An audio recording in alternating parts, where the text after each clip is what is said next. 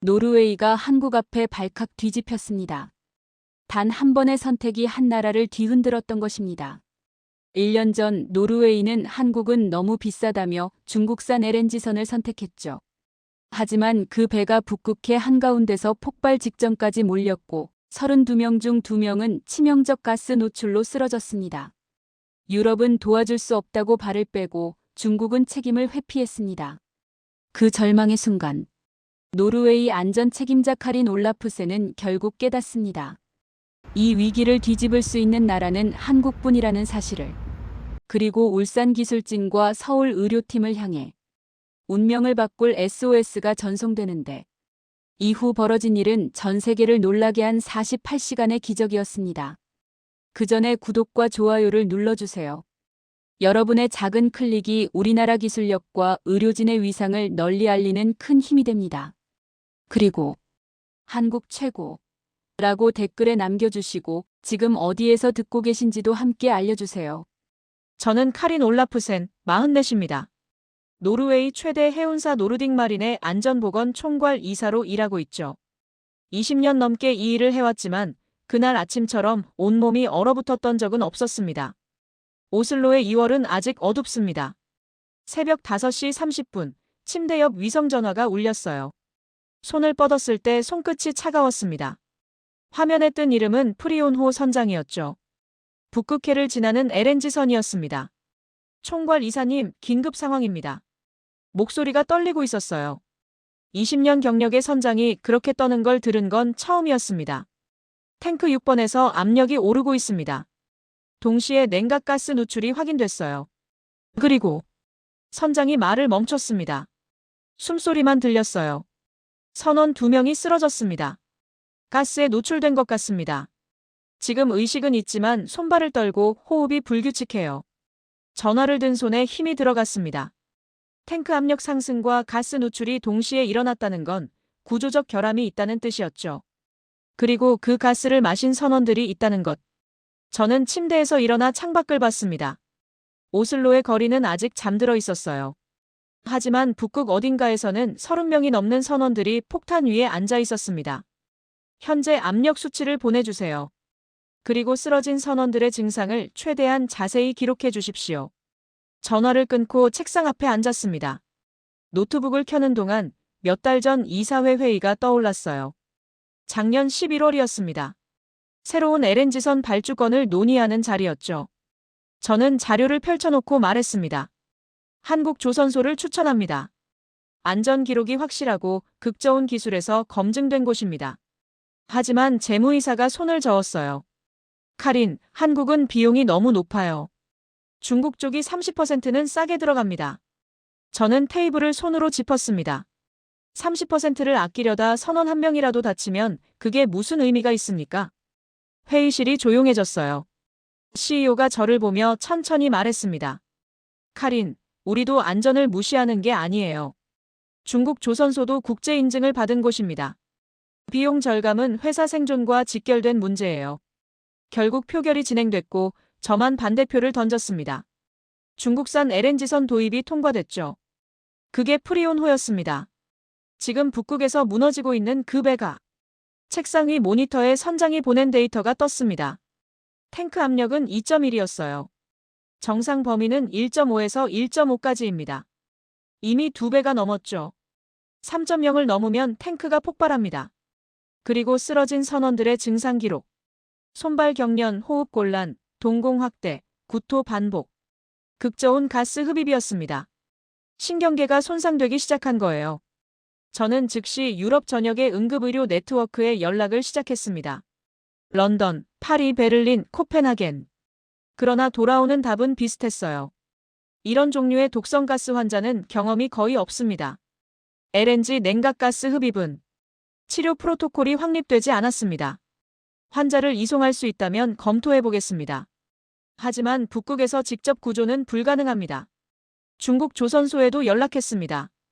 기술 자료를 요청했죠. 돌아온 대답은 더 가관이었어요. 현재 문제 원인이 확인되지 않았으므로 자료 제공은 불가합니다. 계약서 32조 사항에 따라 1차 조사 완료 후 협의하겠습니다. 저는 전화기를 내려놓고 창밖을 봤습니다. 해가 떠오르고 있었어요. 오슬로의 평화로운 아침이었습니다. 하지만 북극 어딘가에서는 30명이 넘는 사람들이 죽음 위에서 시간을 세고 있었죠. 그리고 그건 제가 막지 못한 선택의 결과였습니다. 오전 9시 오슬로 대학병원 응급의학과와 화상회의를 연결했습니다. 화면 속 5명의 전문의들이 제가 보낸 자료를 검토하고 있었어요. 극저온 LNG 냉각가스. 영하 160도 수준의 액화가스 증기를 흡입한 경우입니다. 한 전문의가 말했습니다. 폐 조직 동상, 기도괴사 가능성이 높습니다. 신경계 손상도 진행 중일 겁니다. 치료 방법은요? 제가 물었을 때 회의실이 조용해졌습니다. 아무도 대답하지 않았어요. 그저 서로를 쳐다볼 뿐이었죠. 그때 한 여성 전문의가 천천히 입을 열었습니다. 이사님, 솔직히 말씀드리겠습니다. 유럽에서 이런 환자를 직접 치료한 사례는 거의 없습니다. 손끝이 차가워졌어요. 하지만 이론적으로 가능한 곳이 한 곳 있습니다. 그가 잠시 멈췄다가 말했습니다. 한국의 서울아산병원입니다. 조선소 사고 대응 경험이 가장 많은 곳이죠. 극저온 화상과 독성가스 치료 프로토콜을 갖춘 유일한 병원일 겁니다. 한국. 저는 그 순간 지도를 떠올렸습니다. 유럽 전역을 뒤져도 답이 없었어요. 북극에서 가장 가까운 미국도, 캐나다도 경험이 없다고 했습니다. 지도 위에 남은 건 단 하나였죠. 저는 즉시 서울아산병원 국제진료센터로 전화를 걸었습니다. 시차 때문에 한국은 오후였어요. 연결음이 3번 울렸고 영어가 유창한 직원이 받았습니다. 긴급 의료 상담을 요청합니다. 북극해 LNG선에서 극저온 가스 흡입 환자가 발생했습니다. 잠시만요. 중환자 의학과로 연결하겠습니다. 2분도 지나지 않아 다른 목소리가 들렸어요. 중환자 의학과 김민석입니다.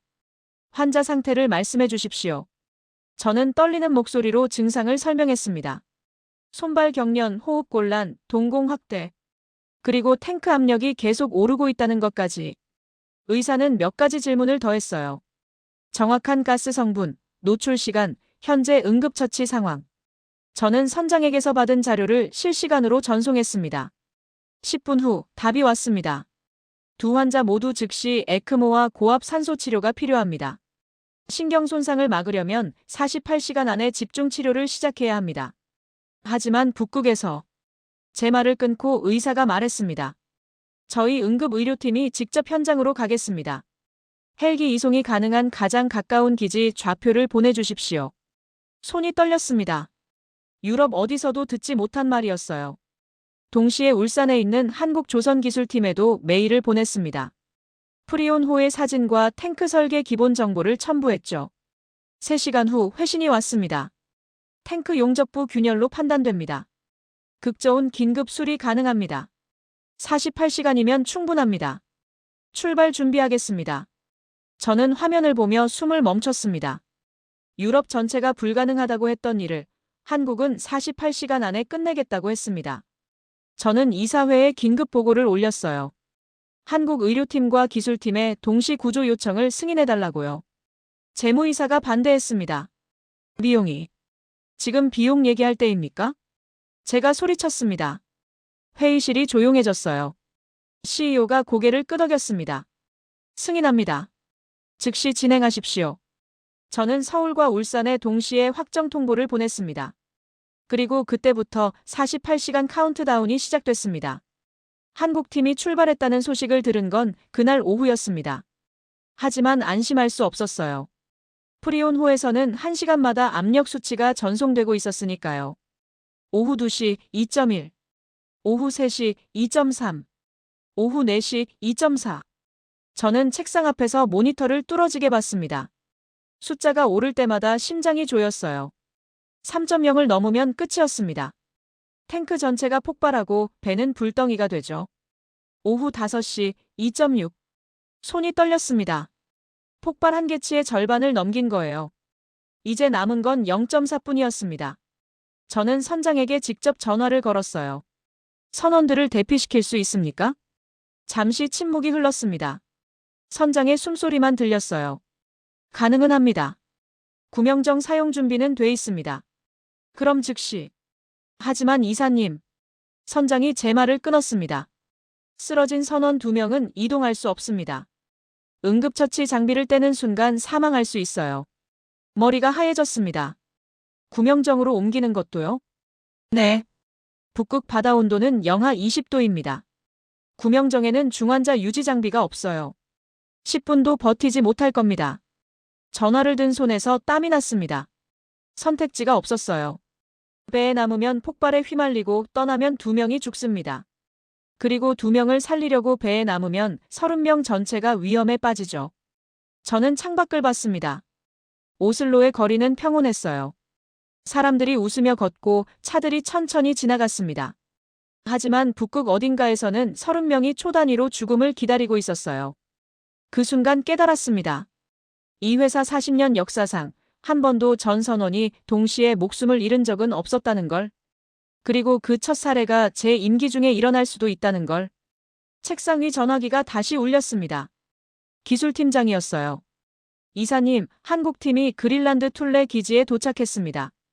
지금 헬기로 이동 중입니다. 가슴이 뛰었습니다. 얼마나 걸립니까? 3시간입니다. 3시간. 저는 모니터를 다시 봤어요. 압력은 여전히 2.6이었습니다. 하지만 언제 다시 오를지 알 수 없었죠. 한국팀에게 현재 압력 상황을 전달해 주십시오. 그리고 숨을 들이켰습니다. 만약 3.0에 가까워지면 선장에게 대피 명령을 내리겠습니다. 중환자는요? 그건 말이 나오지 않았어요. 대답할 수 없었습니다. 전화를 끊고 의자에 기댔습니다. 천장이 흐릿하게 보였어요. 1시간이 지났습니다. 압력은 2.6에서 멈춰 있었어요. 움직이지 않았습니다. 오르지도 내리지도 않았죠. 저는 그 1시간 동안 숨도 제대로 쉬지 못했습니다. 오후 7시 위성전화가 울렸어요. 이사님, 한국의료팀과 기술팀이 프리온호 상공에 도착했습니다. 지금 착륙 중입니다. 희망이 켜졌습니다. 작은 불빛이었지만 분명히 켜졌어요. 하지만 저는 알고 있었습니다. 이건 시작일 뿐이라는 걸.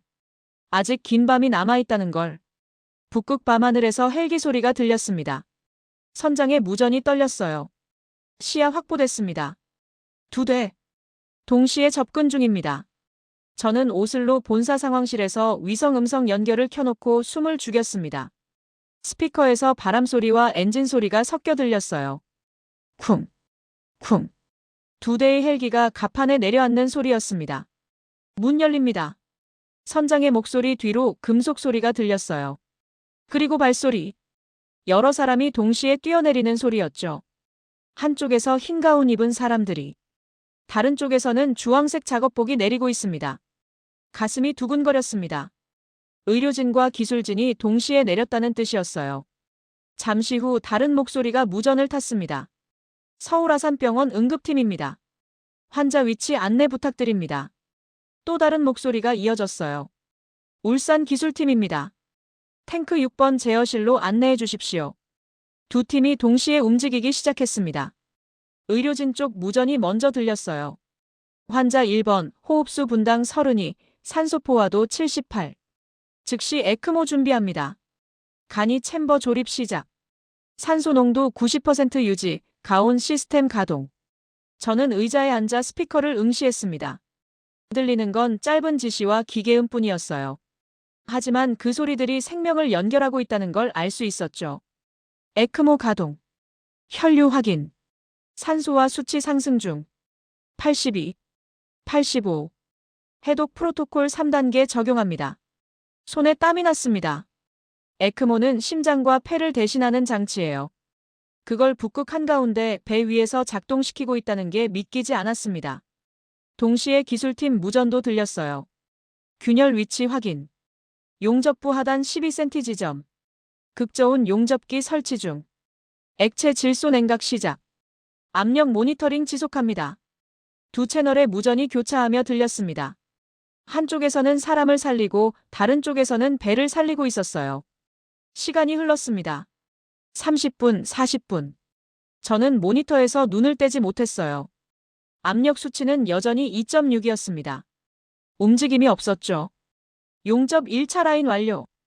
기술팀장의 목소리가 들렸습니다. 2차 보강 진행합니다. 또 20분이 지났습니다. 그리고 압력 하강 확인. 제어실 담당자의 목소리가 떨렸어요. 2.6에서 2.5로 떨어지고 있습니다. 저는 의자 등받이를 꽉 잡았습니다. 2.54, 2.53. 숨을 크게 내쉬었어요. 압력이 내려가고 있었습니다. 상승이 멈춘 게 아니라 실제로 떨어지고 있었죠. 용접 완료. 압력 안정화 확인됐습니다. 기술팀장이 말했습니다. 동시에 의료팀에서도 보고가 들어왔어요. 환자 1번 산소 포화도 95. 에크모 정상 작동 중.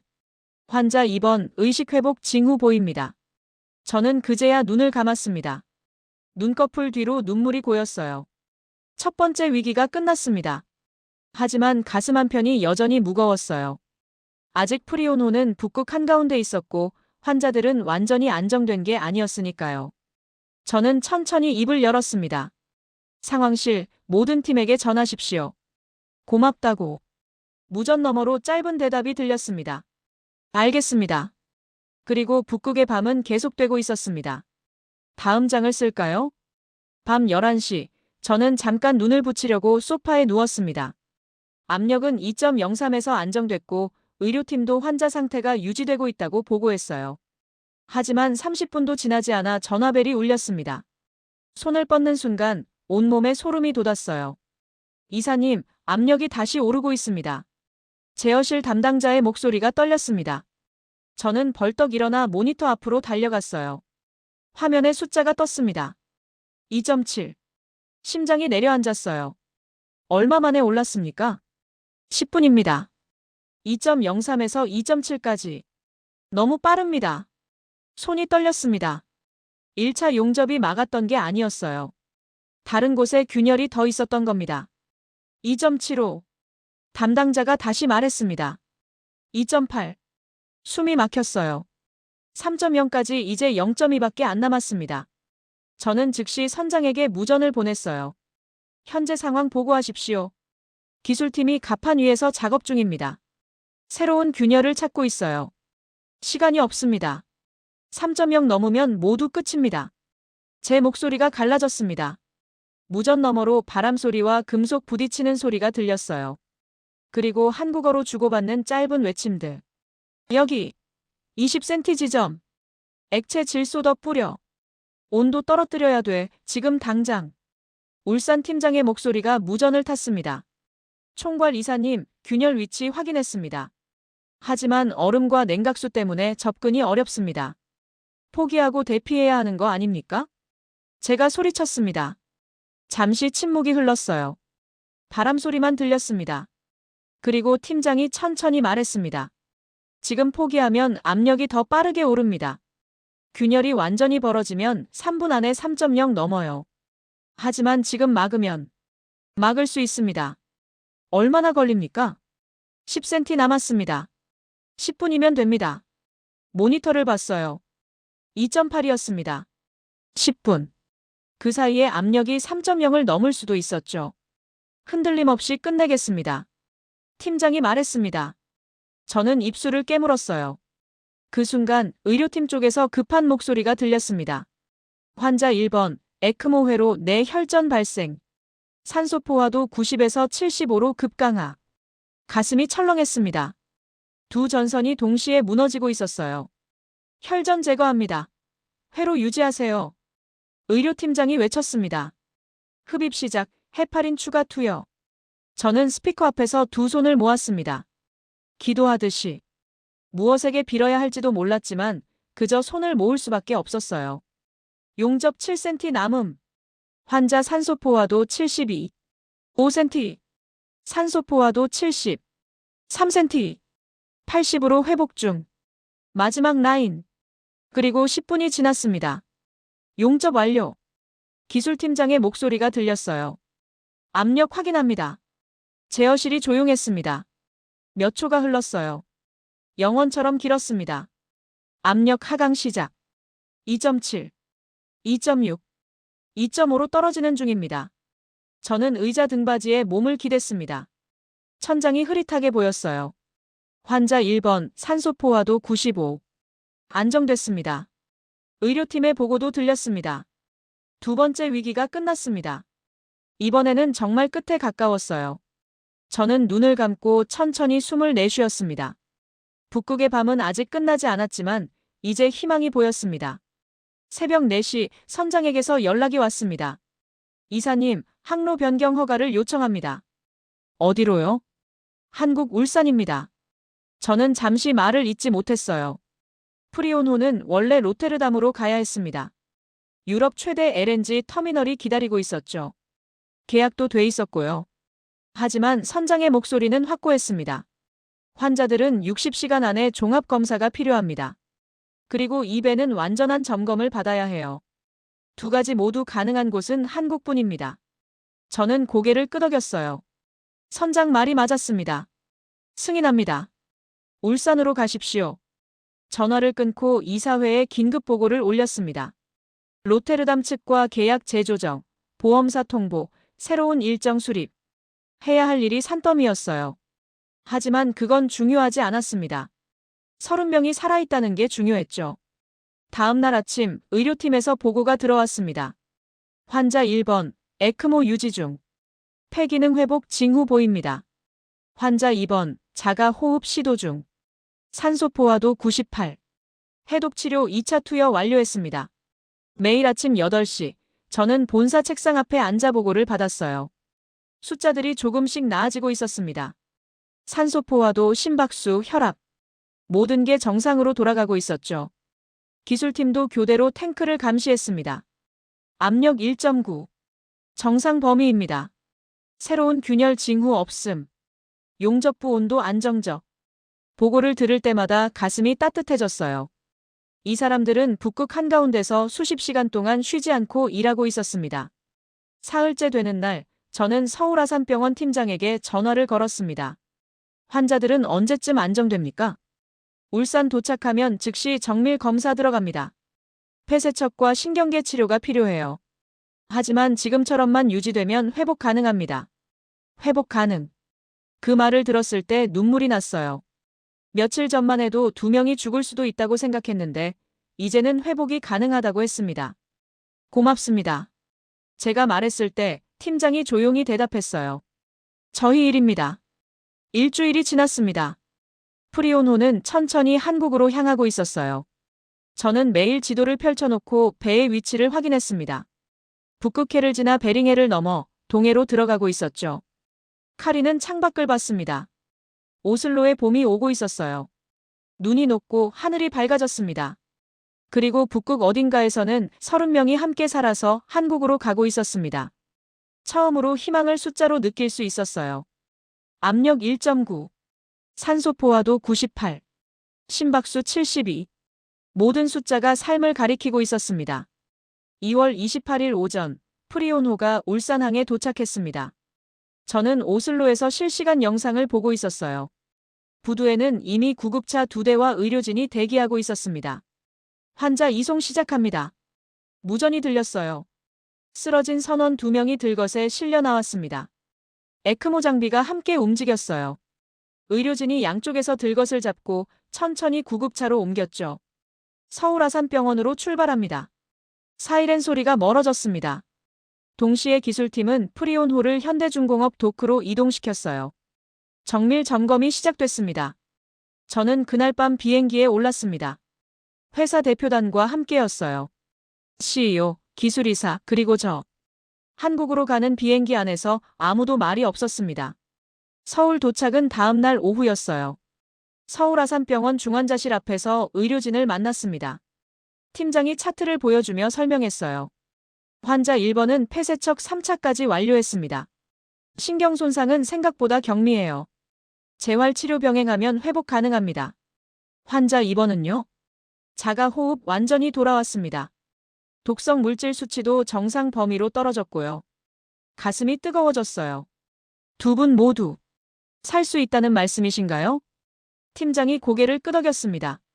네. 시간이 걸리겠지만 일상 복귀 가능합니다.